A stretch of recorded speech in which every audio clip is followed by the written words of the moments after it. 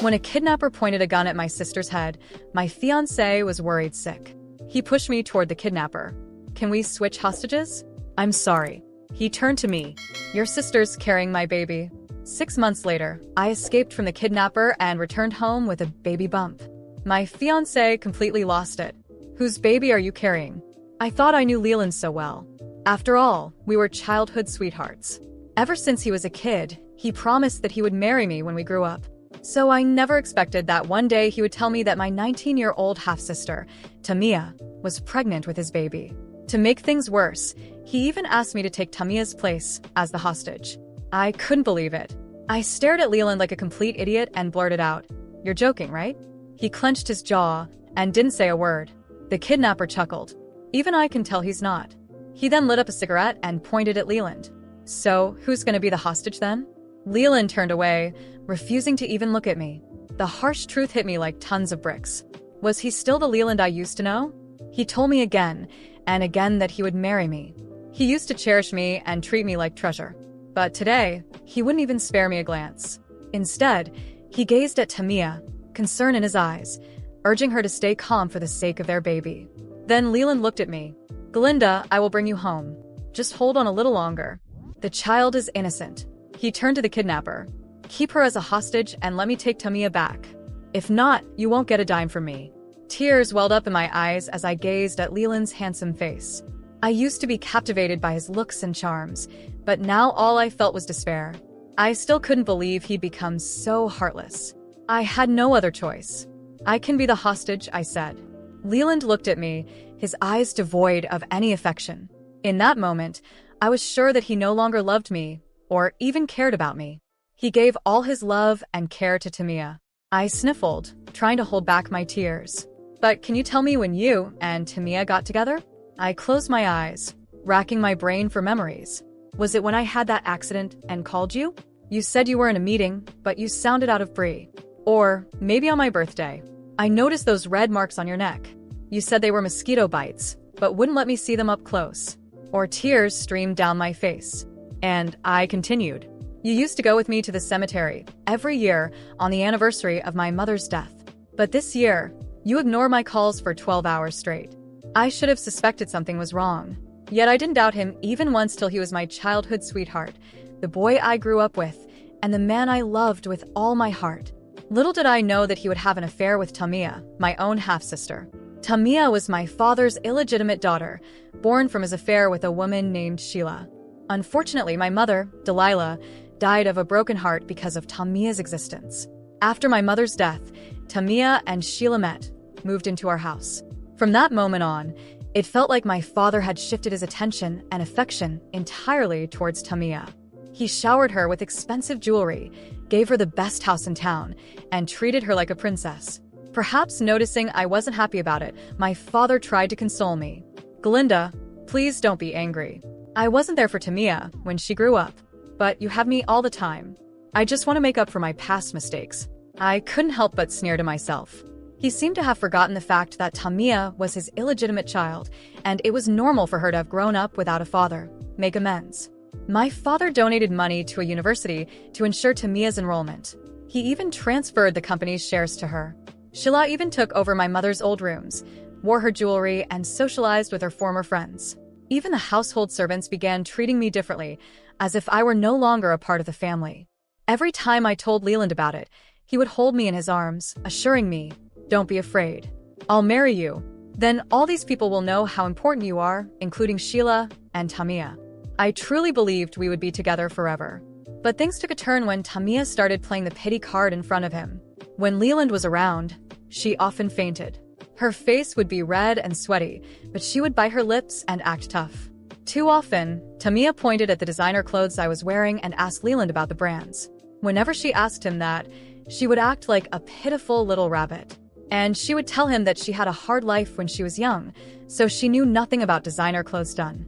On top of that, I often caught her exposing the scratches on her arms, but then hurriedly covering them up like she didn't mean to show them. Leland couldn't hold back his curiosity and asked her how she got those scratches.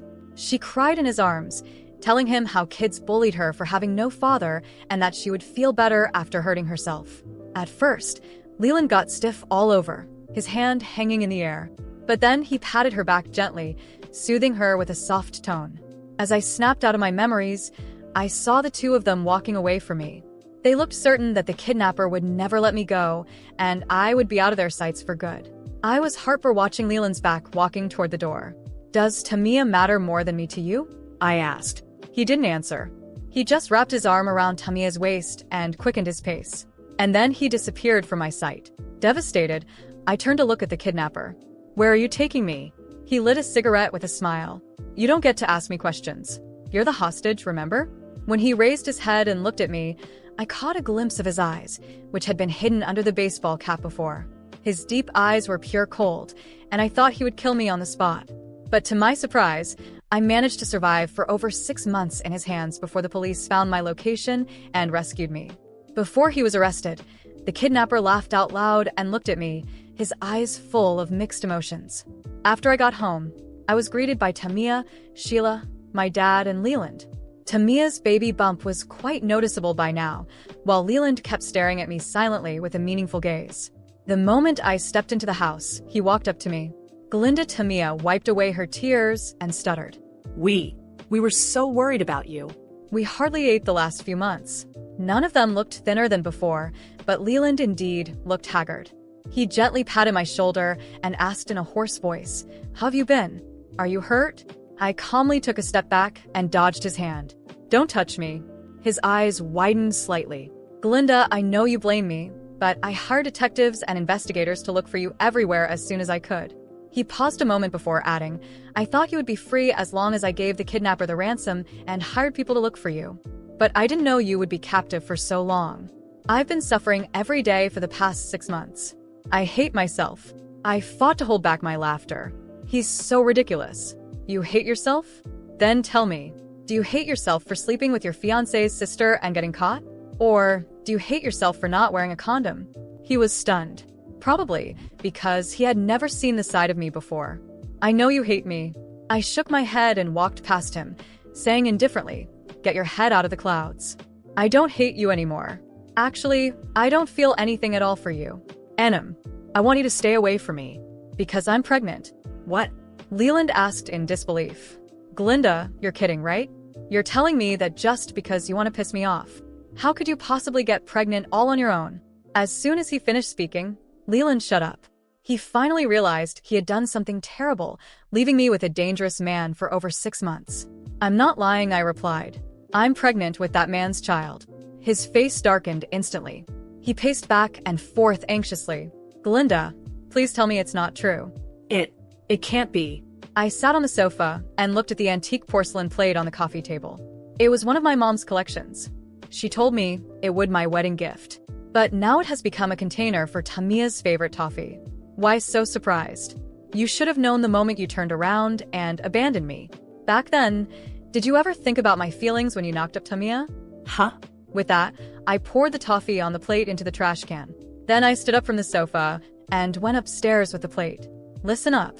Don't ever lay your hands on my mom's stuff again." I was about to go upstairs when my dad finally came to his senses and shouted, "Stop right there. Who's the father of your child?" "Glinda, it's just a plate."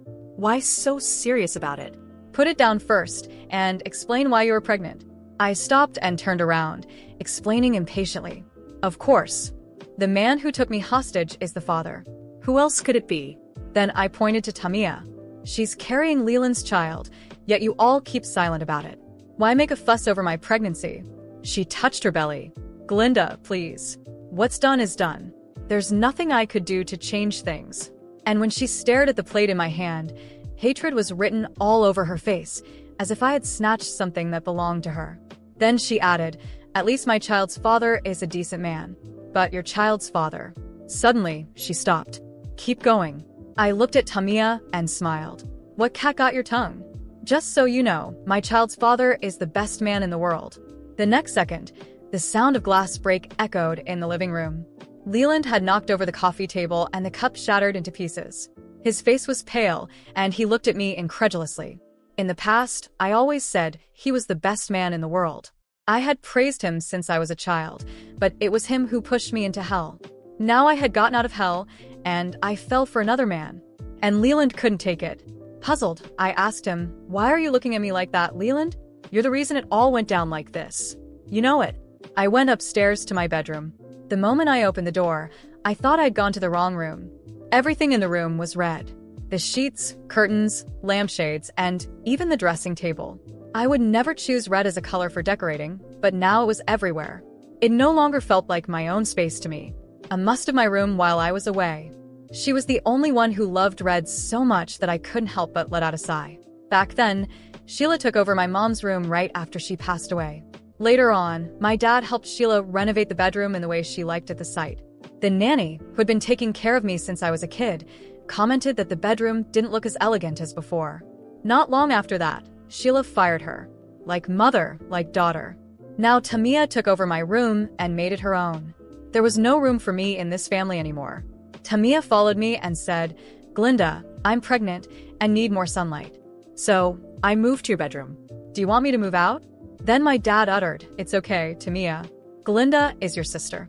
She doesn't mind it. Well, you can let her have your room." After closing the bedroom door, I told them firmly, "No, I don't want her room. I'll get morning sickness when I see something disgusting in Tamia's room."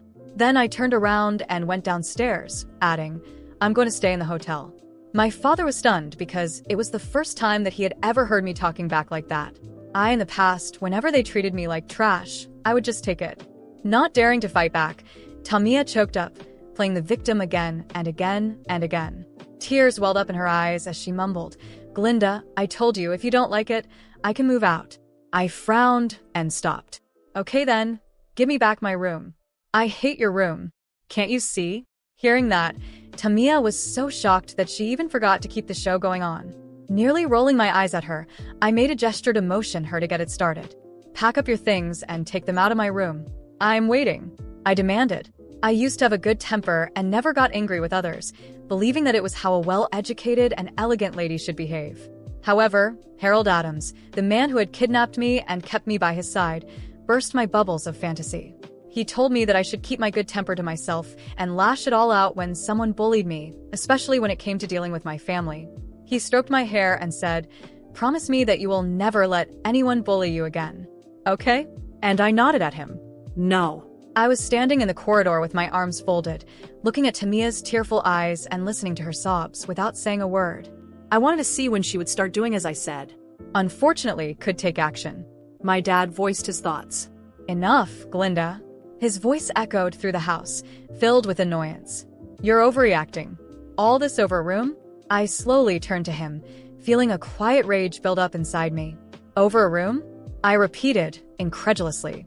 "Do you really think this is just about a room?" My father let out an exasperated sigh. "You've always been selfish. Your sister is pregnant and needs comfort. You lost your room months ago. Can't you just accept it? Did I lose it, or did you hand it over like you do, with everything that was mine?" Silence. "This isn't just about a room, Dad. It's about how you've stolen everything from me. Everything I had left. You already took my mother, my home, my fiancé, my future, and now you want the last piece of space that was mine?" Tamia was sobbing in the background, placing a hand on her belly, as if me asking for my own room back was a direct attack on her unborn child. I can leave, really," she mumbled in a shaky voice. I lifted a hand to stop her. "Great. "Then do it.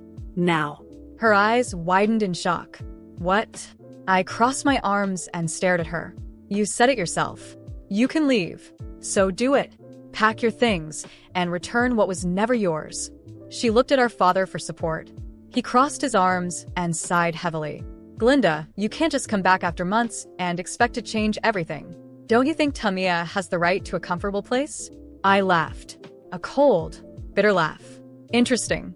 So abandoning me to die was a quick decision, but giving me back what's mine? Oh, that needs to be debated." Tamia lowered her head, but I caught a glimpse of a small, satisfied smirk at the corner of her lips. "You're overreacting, as always." This time it was Leland who spoke. My attention shifted to him, and the disgust I felt at seeing his face was so overwhelming that I was shocked I hadn't slapped him yet. "Do you really want to give your opinion right now, Leland? After everything you did?" He hesitated but held his ground. "I tried to find you, Glinda." "Tried?" I let out a bitter chuckle. "You sold me. You handed me over to a kidnapper like I was trash, just to save your mistress. And now you expect me to believe you? Leland ran a hand down his face, as if trying to keep his patience in check. I feel guilty every day. Oh, how sad. But guess what, Leland? I survived. And more than that, I moved on. His fists clenched at his sides. You moved on? Yes. I met his eyes without hesitation. I loved you my whole life. But you showed me what betrayal really is. You made me understand what it's like to be disposable. I died for you that day, Leland. But what you didn't expect was for me to come back. To rise from the ashes in a way you could never destroy again. His eyes shone with desperation, but I felt nothing for him anymore. Absolutely nothing. Now, get out of my way. My father tried to step in. Glinda, you need to understand that your sister needs stability right now. And I needed a family. But that never seemed to matter to you, did it? Silence. I get it now. I was never important to any of you. So don't pretend to care now. I pulled out my phone and made a quick call. What are you doing? Tamia asked, suddenly anxious. Fixing this the right way. Minutes later, a group of security guards arrived at the door. My father's face turned red with anger. What the hell is this, Glinda? I'm taking back what's mine. This house is under my name. I was foolish enough to trust you and sign over some parts to you, Dad. But you know what I didn't do? I never gave away my share. And now I want it all back. Tamia turned pale. This has to be a joke. Looks like it's not. I smirked. If you don't want to leave, the guards can help you. She turned to Leland. Say something. Leland looked at me, then at Tamia. I think we should go. What? Tamia shrieked. You heard him. I shrugged. It's over. She wanted to protest, but the security guards were already prepared to escort them out. My father tried to argue, but for the first time, I had the final say. And just like that, I watched as all three of them left the house that had once been my prison. When the door closed behind them, a heavy silence settled over the house. But for the first time in a long time, that silence brought me peace. I walked to what used to be my mother's bedroom and looked around. It was empty now. A new beginning. I pulled out my phone and dialed another number. I'm back. And on the other end of the line, Harold Adams' deep voice replied. Finally. I was waiting. I smiled. Because this time, I had a future. A real future. One that I had chosen for myself. Before she could take any action, my father decided to voice his opinion. Enough, Glinda. His voice echoed through the house, dripping with irritation. You're overreacting. All this over a room. I turned to face him slowly, feeling a quiet but intense fury build up inside me. Over a room? I repeated incredulously. Do you really think this is just about a room? My father sighed, exasperated. You've always been selfish. Your sister is pregnant and needs comfort. You lost your room months ago. Can't you just accept it? Did I lose it? Or did you hand it over like you do with everything else that's mine? Silence. This isn't just about a room, Dad. It's about how you've taken everything from me. Everything I had left. You already took my mother, my home, my fiancé, my future, and now you want the last bit of space that was mine. Tamia sobbed quietly in the background, placing a hand over her stomach as if my request for my own room was a direct attack on her unborn child. I can leave, really, she muttered, her voice trembling. I raised my hand to silence her. Great. Then do it. Now. Her eyes widened in shock. What? I crossed my arms, staring directly at her. You said it yourself. You can leave. So do it. Pack your things and give back what was never yours. She looked toward our father, seeking support. He crossed his arms and sighed heavily. Glinda, you can't just come back after months and expect to change everything. Don't you think Tamia deserves a comfortable space? I laughed, a bitter, hollow sound. Interesting. So abandoning me to die was a quick decision, but giving me back what's mine requires a debate. Tamia lowered her head, but I caught a glimpse of a sly smirk on her lips. You're overreacting, as always. This time, it was Leland who spoke. My gaze shifted to him, and the revulsion I felt was so overwhelming that I was shocked I hadn't slapped him then and there. Do you really want to speak now, Leland?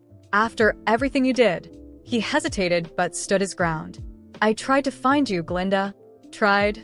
I let out a humorless chuckle. You sold me. Handed me over to a kidnapper like I was trash, just to save your mistress. And now you want to play the heroes? Leland ran a hand down his face, struggling to maintain his composure. I feel guilty every single day. Oh, poor you. But guess what, Leland? I survived. And more than that, I moved on. His fists clenched at his sides. You moved on? Yes. I met his eyes, unwavering. I loved you my entire life. But you showed me what betrayal looks like, made me understand what it means to be disposable. I died for you that day, Leland. But what you didn't expect was for me to come back, stronger than ever, in a way you can never destroy again. His eyes filled with a desperate glint, but I felt nothing for him anymore. Absolutely nothing. Now, get out of my way. My father stepped forward, trying to intervene. Glinda, you have to understand that your sister needs stability right now. And I needed a family. But that never mattered to you, did it? Silence. I understand now. I was never important to any of you. So don't pretend you care now. I pulled out my phone and made a quick call. What are you doing? Tamia asked, her voice laced with anxiety. Taking care of this the right way. Minutes later, a group of security guards showed up at the door. My father turned red with fury. What is this, Glinda? I'm reclaiming what's mine. This house is in my name. I was foolish enough to trust you and sign over some parts to you, Dad.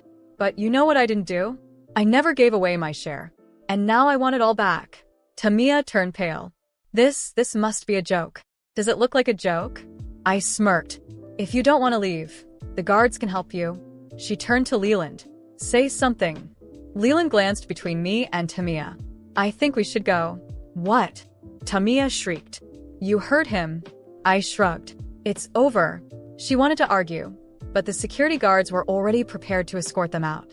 My father tried to protest, but for the first time, I held the final word. And just like that, I watched the three of them leave the house that had once been my prison. When the door clicked shut behind them, a heavy silence settled over the house. But for the first time in years, that silence brought me peace. I walked into what was once my mother's room and looked around. It was empty now, a clean slate. I pulled out my phone and dialed another number. I'm back. And from the other end of the line, Harold Adams' deep voice replied, Finally. I've been waiting. I smiled. Because this time, I had a future. A real future. One I had chosen for myself.